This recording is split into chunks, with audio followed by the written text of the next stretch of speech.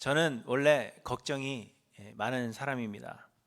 옛날 한국에서는 아무나 잔치집에 참석했다가 음식을 먹고 돌아올 수가 있었습니다. 그래서 동네 거지들도 그 동네에 잔치가 있다 혹 결혼식이 있다 하면 그날은 배불리 먹을 수 있는 날이었죠. 그러나 이곳 미국에서는 결혼식과 피로연에 내가 참석하겠다 하는 그러한 응답을 먼저 보내야 하고 응답한 사람들만이 참석할 수가 있습니다.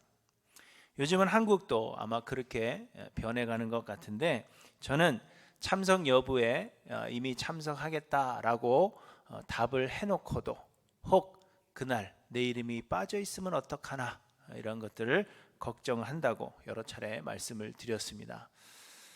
차려진 뷔페 음식을 먹으면서도 한 번 더 먹고 싶은데 혹 음식을 가지러 갔을 때 음식이 모자라면 그때의 민망함을 어떡하나, 이런 것들을 저는 걱정을 합니다. 그래서 뷔페도 식당이 아니고서는 저는 결코 2번을 가는 일이 없습니다. 이번 노회 베델교회에서 점심에 뷔페 음식을 차려 놓으셨는데 성도님들이 음식을 이렇게 목사님들 그 접시에 놓아 주셨는데 저에게는 유독 음식을 굉장히 적게 주신 겁니다.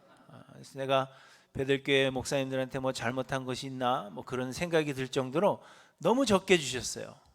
베들교회 목사님들 접시를 보니까 치킨이 2개씩 올라가 있었는데 다른 목사님들 접시에는 치킨이 하나밖에 없었습니다. 그래서 저는 음식을 굉장히 빨리 먹을 수가 있었습니다.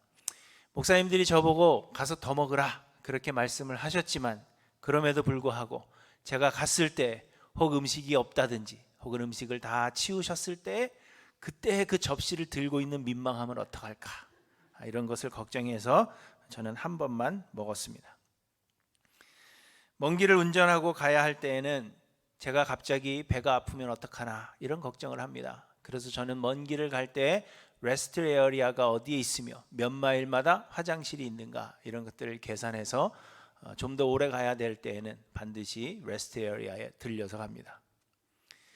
밤늦게 운전을 할 때에는 혹 타이어가 빵꾸라도 나면 어떡하나 이런 것들을 걱정합니다.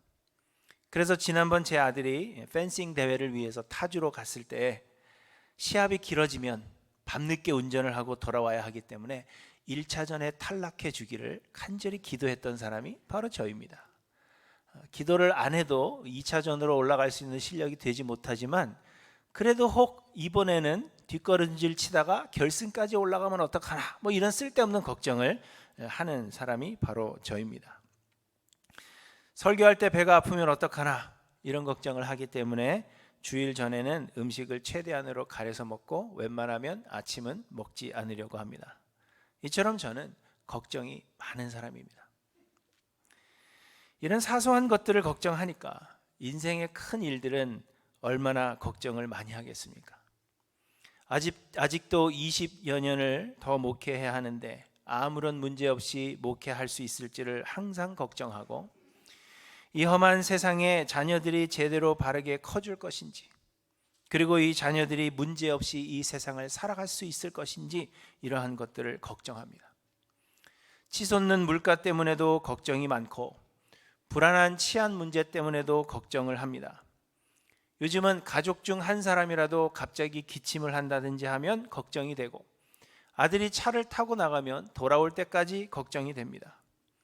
아직도 딸이 어리다 생각하는데 걸어서 친구 집에 놀러 가겠다 그렇게 생각하면 그것이 걱정이 되고, 조금 늦게라도 오면 또 걱정이 됩니다. 그리고 우리 교인들이 갑자기 아무런 연락도 없이 교회에 출석을 안 하신다 하면 그것도 걱정입니다. 그런데 여러분, 이렇게 걱정이 많은 사람이 어떻게 목회를 하고 어떻게 자녀들을 양육하며 또 어떻게 이 험한 세상을 살아가나 그렇게 생각이 드실 것입니다. 그런데 저는 걱정이 많은 사람임에도 불구하고 걱정이 될 때마다 항상 마음속에 되뇌이는 것이 있습니다. 그것은 곧 하나님의 주권입니다. 저는 우리 하나님이 모든 것을 주관하시고 우리의 삶을 하나님께서 계획하셨으며 우리의 삶의 크고 작은 모든 일들 가운데 하나님께서 함께 하시며 하나님께서 역사하고 계신다는 그 사실을 마음속에 되뇌입니다. 그리고 나를 향한 하나님의 계획은 항상 선하시다 하는 것을 제 마음속에 되뇌이는 것입니다. 우리의 삶에 일어나는 모든 일들 중에 그것이 큰 일이든지 작은 일이든지 하나님의 계획하심이 아닌 것이 없고 하나님이 알지 못하시는 일이 없습니다. 우리가 하찮게 여기는 참새 한 마리도 하나님의 허락이 없으면 결코 땅에 떨어지는 일이 없다 말씀하셨고, 우리의 눈에 보이지 않는 작은 미물까지도 하나님은 계획하심 가운데 있는 것입니다. 오래전에 한번 말씀드린 적이 있는데요, 여름이면 우리를 괴롭히는 모기들이 우리들에게는 필요가 없는 것 같고 백해무익한 것 같을지라도 과학자들은 그 작고 해로운 모기가 없으면 세상의 생태계가 혼란에 빠지게 된다, 그렇게 이야기를 합니다. 이처럼 하나님은 모든 것을 계획하셨고 주관하고 계시며 하나님의 계획하신 바를 이루고 계시는 것입니다. 그렇기에 하나님은 제3도 계획하셨으며 우리는 하나님의 그 계획하신 바를 변경시킬 수 없습니다. 먼 길을 가는 중에 배가 아프게 돼도 하나님은 계획이 있으시며 항상 저에게 피할 길을 주셨습니다.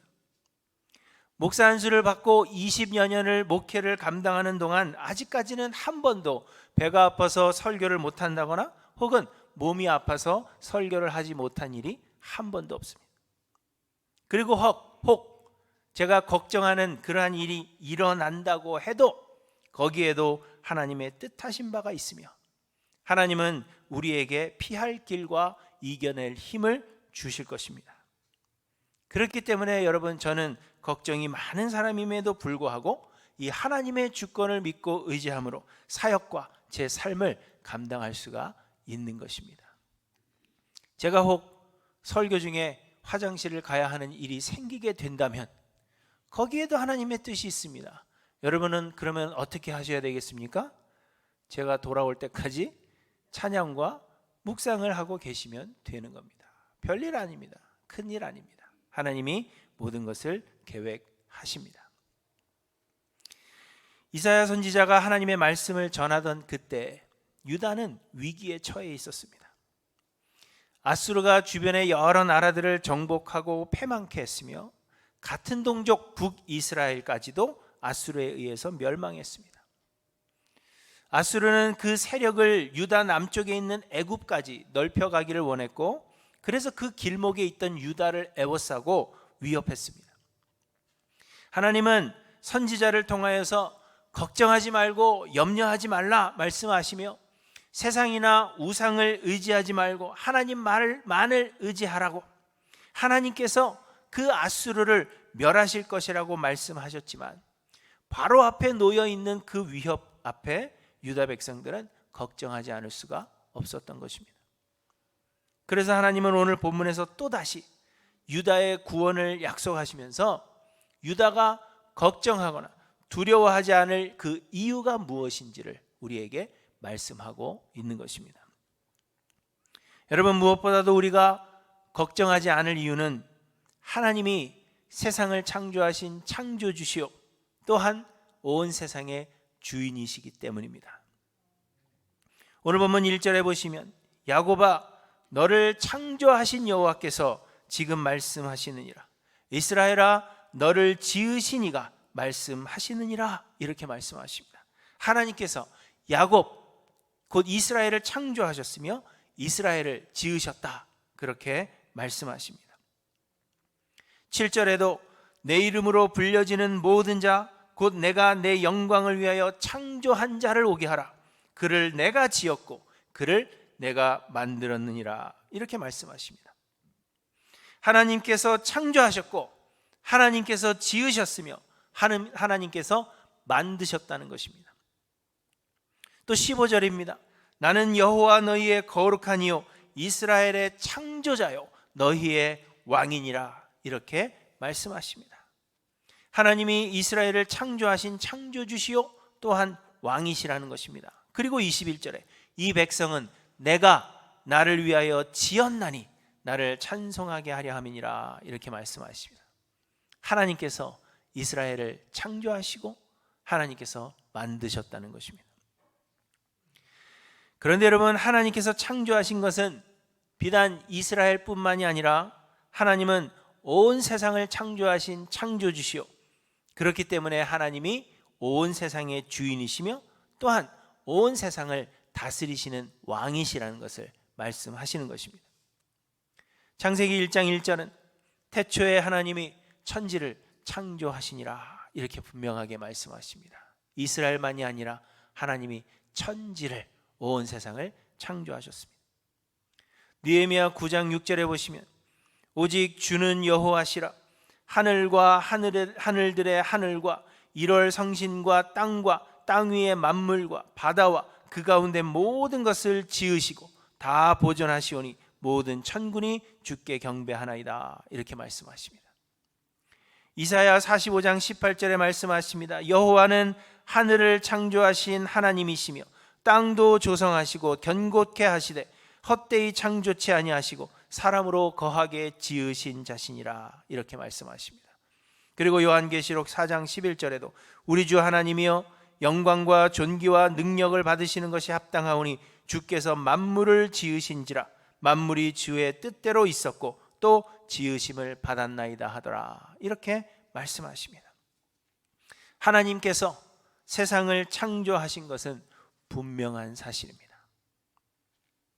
그렇기 때문에 여러분, 세상의 모든 것이 하나님의 것임을 우리에게 또한 말씀하고 있는 것입니다. 시편 24편 1절에 보시면 땅과 거기에 충만한 것과 세계와 그 가운데에 사는 자들은 다 여호와의 것이로다 이렇게 말씀하십니다.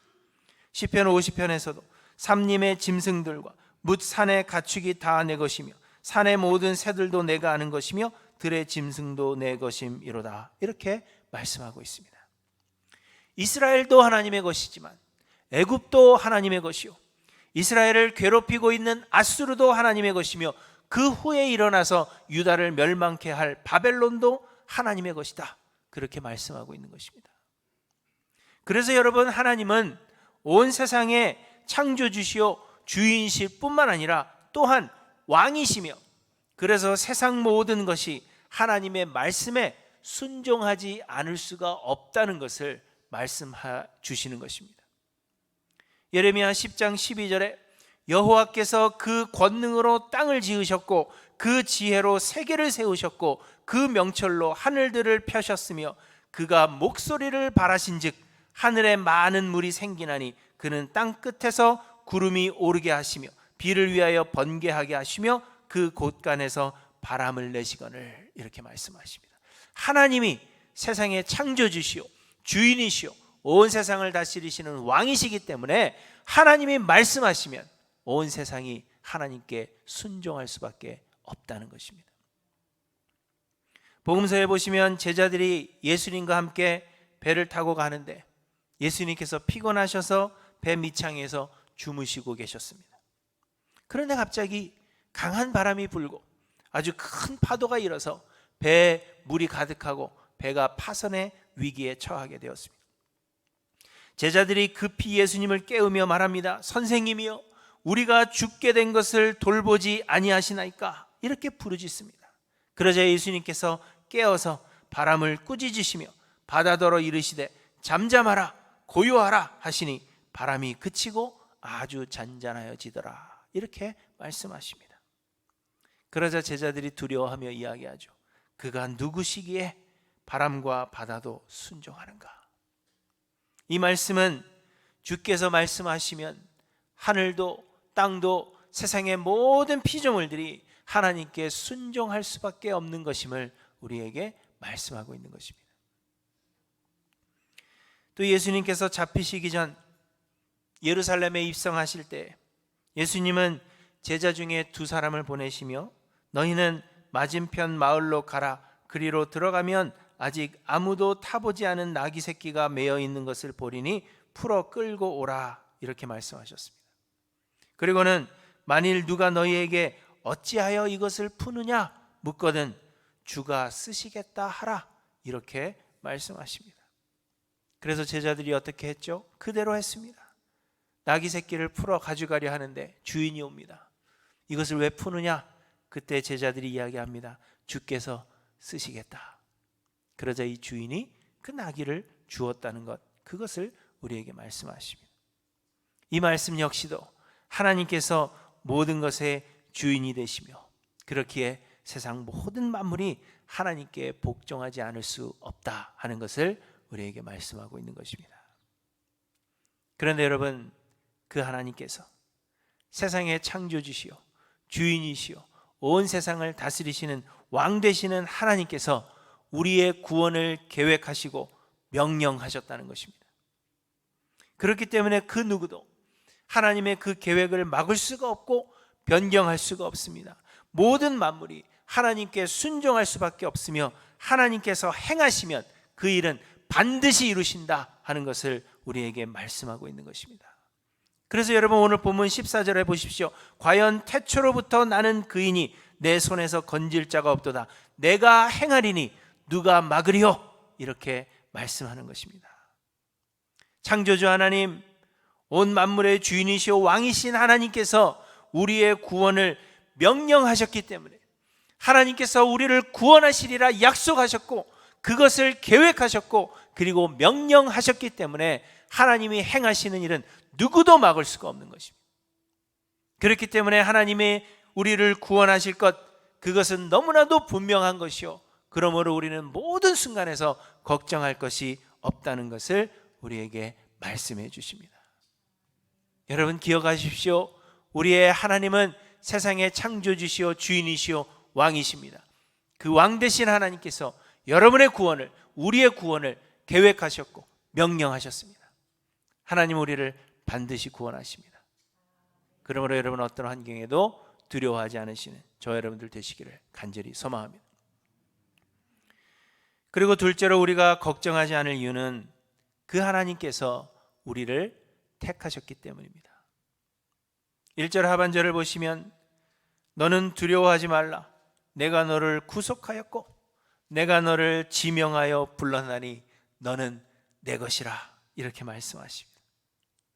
세상의 창조주시오 주인이시며 왕 되신 하나님께서 우리의 구원을 계획하고 명령하신 것뿐만이 아니라 그 하나님께서 우리를 지명하여 불러내사 우리를 하나님의 것이라 그렇게 명하셨다는 것입니다.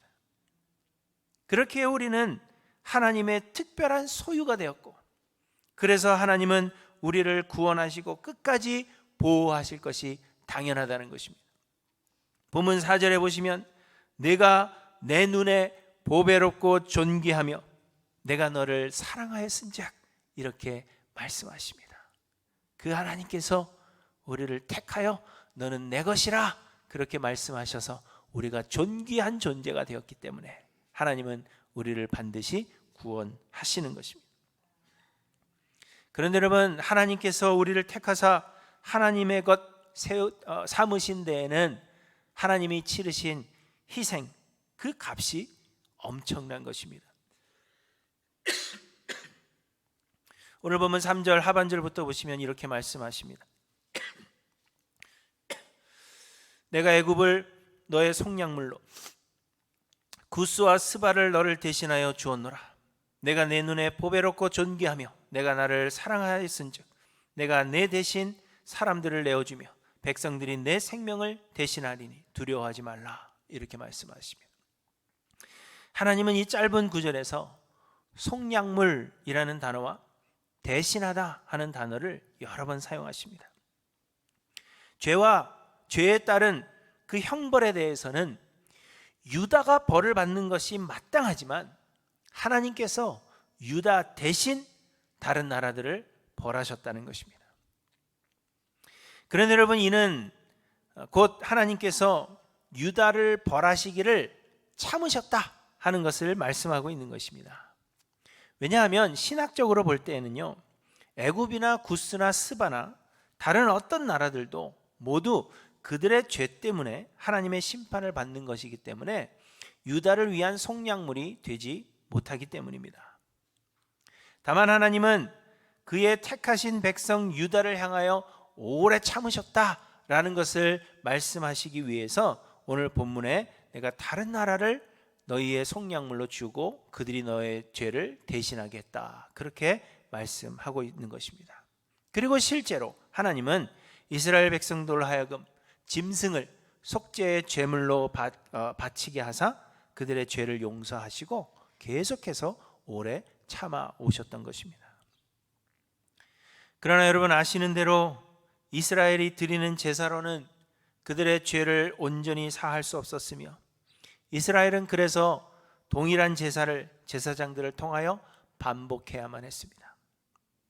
우리도 역시 우리의 죄를 대속하기 위하여 하나님께 제사 드리는 일을 반복해야 했던 그러한 사람들입니다. 그래서 하나님은 우리의 영원한 속죄를 위하여 예수 그리스도, 하나님의 독생자 예수 그리스도를 보내주셨고 그 그리스도를 십자가에 못 박혀 죽게 하심으로 우리의 영원한 대속제물이 그리고 완전한 대속제물이 되게 하신 것입니다. 예수님은 하나님이시기 때문에 죄가 없으시며 온 인류의 죄를 사하시기에 그 가치가 충분하시며 또 예수님은 인간이 되사 피를 흘려 직접 죽으심으로 죄의 삭은 사망이라 하는 하나님의 그 공의의 법칙을 충족시키신 것입니다.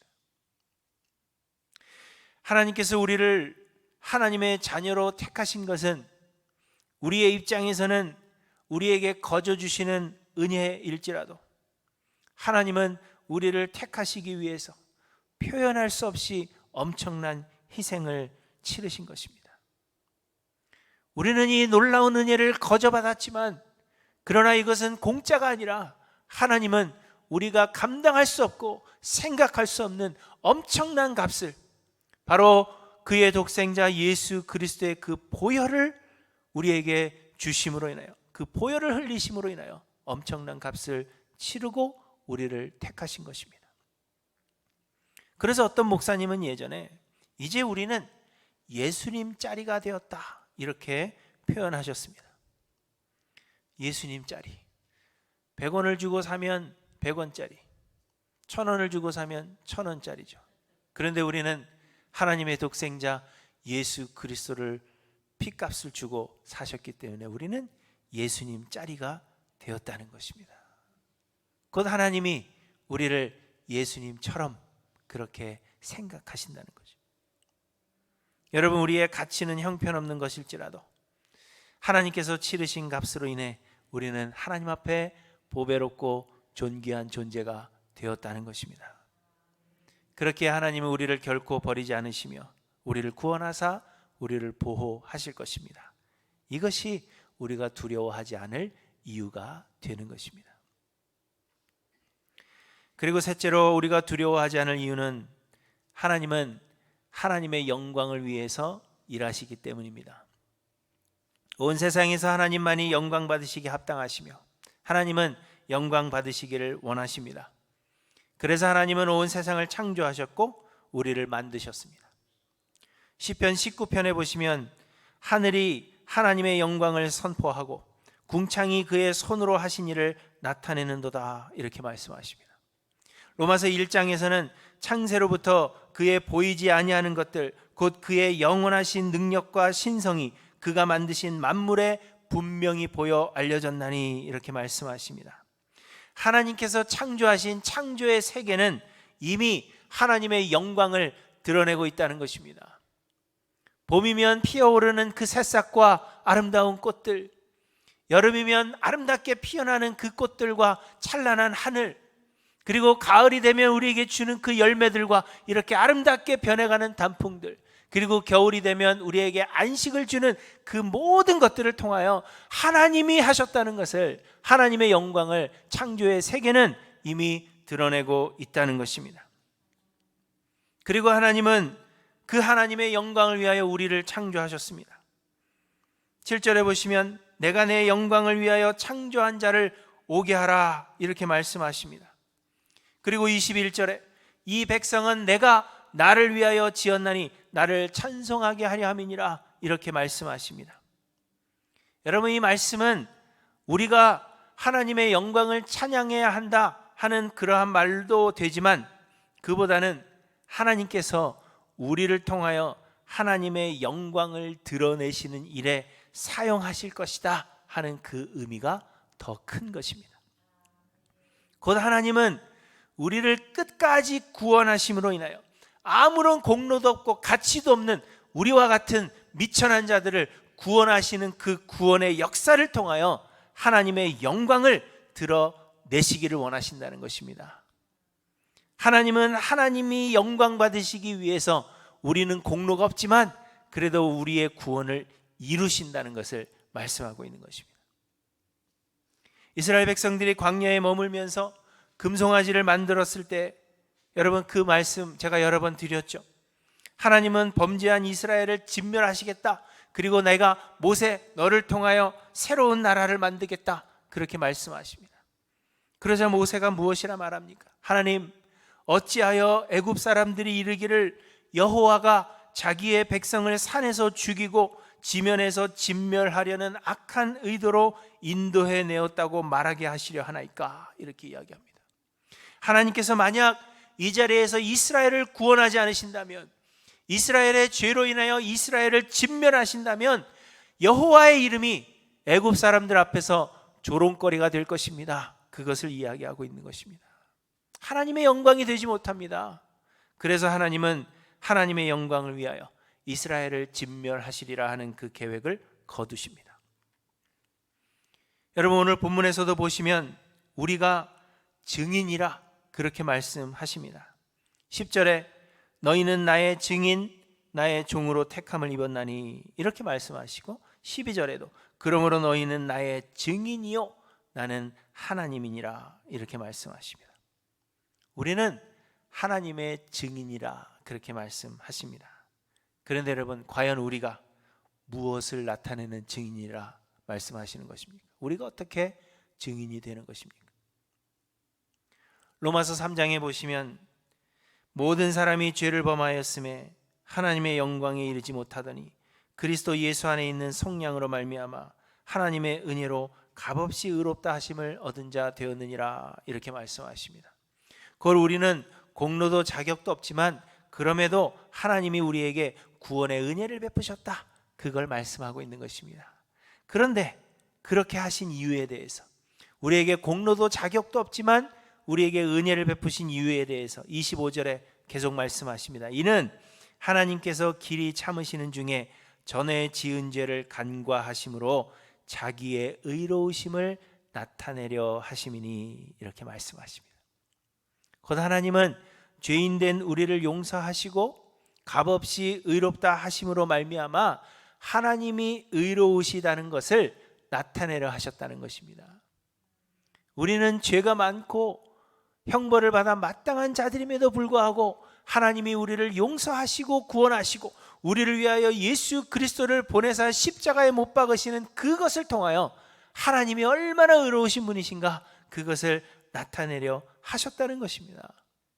이처럼 우리는 구원 얻을 자격이 되지 못할지라도 하나님께서 우리를 구원해 주시는 것은 하나님의 의로움을 나타내사 하나님이 영광 받으시기 위함이라는 것입니다. 우리는 하나님의 의로우심과 하나님의 영광의 증인으로 사용되어지는 것입니다. 그렇기 때문에 하나님은 하나님의 그 영광을 위해서 우리를 반드시 구원하시고 보호하실 것이며 그래서 우리는 걱정할 필요가 없다는 것입니다.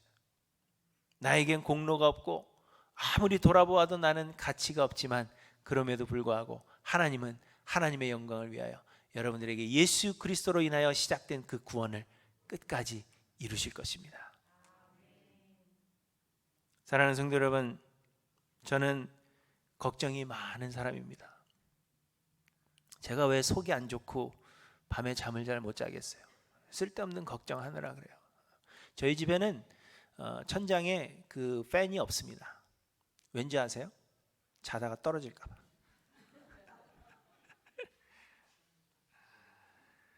이 험한 세상 살아가는 것 자체가 힘들고 어려울 때가 너무나도 많고요. 가끔은 목회를 하는 것이 버겁게 느껴질 때가 있습니다. 아직도 20년 이걸 어떻게 감당하나 그런 걱정을 사실은 매일매일 합니다. 그 중에서도 가장 걱정이 되는 것은 이 자식 새끼들 키우는 일만큼 되겠습니까? 왜 셋이나 주셔서, 처음에는 하나도 없어서 하나님 하나만 주십시오 그랬는데 어느덧 하나님이 10년 새에 셋을 주셨는데, 하나 키우는 것도 힘든데 그 하나 키우고 나면 그 뒤에 또 있고, 또 키우고 나면 그 밑에 또 있는데, 그러다 보니까 셋 다 키우면 은퇴할 때예요. 그럼 나는 언제 내 인생을 즐기나, 뭐 이런 걱정을 합니다. 그러나 여러분, 아무리 힘이 든들 죽기밖에 더 하겠습니까? 그렇죠? 그런데 우리가 죽으면 하나님께서 우리를 영원한 나라로 인도하사 예수 그리스도와 함께 안식을 누리게 하실 것입니다. 남아있는 자식들은 어떻게 해요? 그건 하나님이 알아서 하시겠죠. 그렇기 때문에 우리는 걱정할 이유가 없는 것입니다. 여러분, 하나님은 세상의 창조주시요 주인이시며 왕이십니다. 그 하나님께서 예수 그리스도의 고귀한 피값으로 우리를 택하셨고, 우리를 통하여 하나님의 의로우심과 영광을 드러내실 것입니다. 그 하나님께서 우리의 구원을 명하셨기 때문에 하나님이 행하시면 죽음도 하나님께 순종할 수밖에 없고, 하나님의 계획은 아무도 막을 수가 없는 것입니다. 그러므로 여러분은 무엇 때문에 걱정하며 무엇 때문에 근심하십니까? 우리 주님께서 말씀하십니다. 너는 두려워하지 말라. 내가 너를 구속하였고 내가 너를 지명하여 불렀나니 너는 내 것이라. 대저 나는 여호와 내 하나님이요 이스라엘의 거룩한 이요 내 구원자임이라. 과연 태초부터 나는 그이니 태초부터 내가 너를 택하였나니 내 손에서 건질 자가 없도다. 내가 행하리니 누가 막으리요. 하나님이 행하시면 아무도 막을 수 없습니다. 하나님이 우리의 구원을 계획하셨고 명령하셨고 약속하셨기 때문에 아무도 우리의 구원을 막을 수가 없습니다. 여러분, 이 말씀으로 이 험한 세상 살아가는 동안에 힘을 얻으시며 하나님 예비하신 그 바른 길 걸어가시는 하일랜드교회 모든 성도님들 되시기를 주님의 이름으로 간절히 축원합니다. 기도하십니다.